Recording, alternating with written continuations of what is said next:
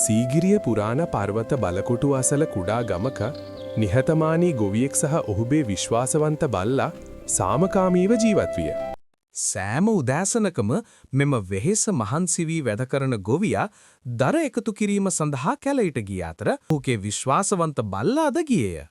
හදිසියේම කැලයෙන් විශාල වල් අලියෙකු මතු වූ අතර බියටපත් වූ ගොවියා එතනම ගල් ගැසුනි. අනතුරු දුටු නිර්භීත බල්ලා දැවැන්ත අලියාගේ අවධානය වෙනතකට යොමු කිරීම සඳහා ඉදිරියට පැන හයියෙන් හුරන්නට විය. මොහොතකට පසු අලියා සෙමින් කැලයට ගිය අතර නිර්භීත බල්ලා ආඩම්බරයෙන් බලා සිටියේය. කෘතවේදී කඳුළු පිරුණු දෑසින් යුතුව ගොවියා තම ජීවිතය බේරාගත් ධෛර්ය විනුවෙන් තම විශ්වාසවන්ත බල්ලා වැළඳගත්තේය.